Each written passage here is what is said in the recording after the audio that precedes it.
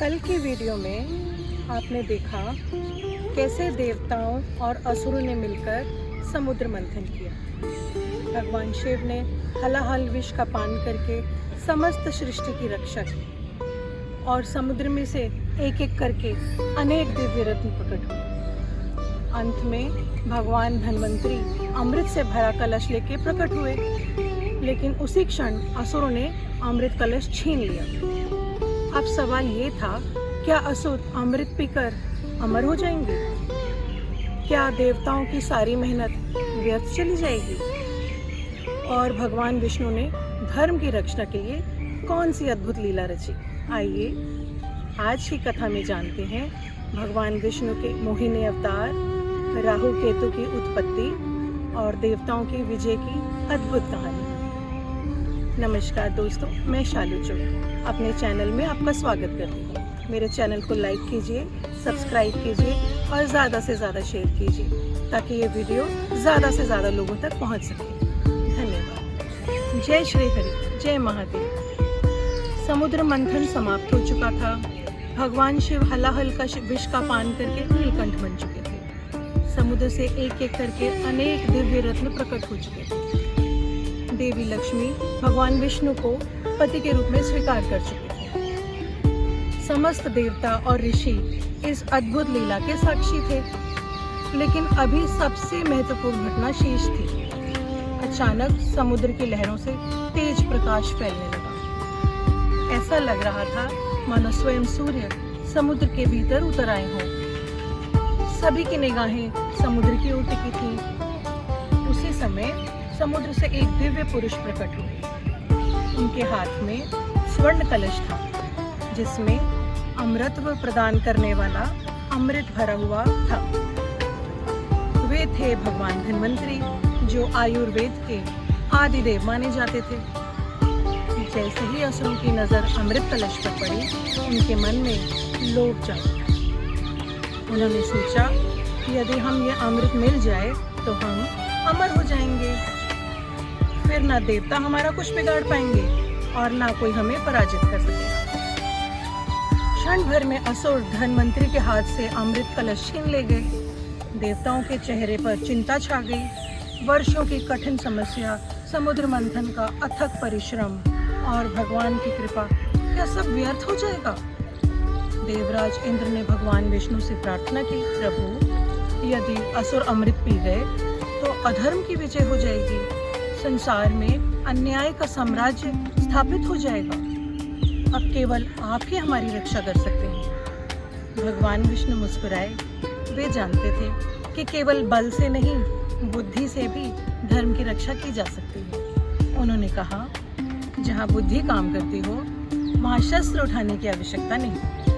इतना कहकर भगवान विष्णु ने अपने दिव्य योग माया से एक अद्भुत रूप धारण किया। यह रूप इतना सुंदर था कि देवता भी क्षण भर के लिए आश्चर्यचकित रह गए। वह थी मोहिनी।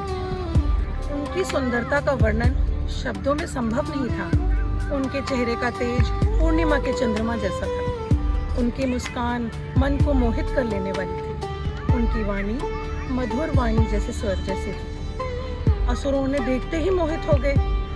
वे अमृत कलश को भूलकर केवल मोहिनी को देखने लगे। मोहिनी मुस्कुराकर बोली, आप सब इतने बलवान हैं, फिर अमृत को लेकर झगड़ा क्यों कर रहे हैं? यदि आप चाहें तो मैं निष्पक्ष होकर अमृत का वितरण कर सकती हूँ। असुरों के राजा उन्होंने कहा, हे सुंदरी, हमें आपकी बात स्वीकार है, आप ही अमृत बांटिए। मोहिनी ने एक शर्त रखी, लेकिन जो भी मैं करूँगी उस पर कोई आपत्ति नहीं करेगा। बिना सोचे समझे असुर ये बात मान गए। यही उनकी सबसे बड़ी भूल थी। मोहिनी ने देवताओं और असुरों को अलग अलग पंक्तियों में बिठा दिया। असुर ये सोचकर प्रसन्न थे कि अब उन्हें सबसे पहले अमृत मिलेगा, लेकिन मोहिनी ने मुस्कुराते हुए अमृत कलश केवल देवताओं को पिलाना शुरू कर दिया। असुर उसकी सुंदरता में इतने खो गए थे कि उन्हें देर तक समझ ही नहीं आया कि उनके साथ हो क्या रहा है। इसी बीच एक अत्यंत असुर था, स्वरभानु। उसने सोचा, यदि मैं देवताओं का रूप धारण करके तो मैं भी अमृत पी सकता हूँ। वह चुपचाप अपना रूप बदलकर देवताओं की पंक्ति में जाकर सूर्यदेव और चंद्रदेव के बीच जाकर बैठ गया।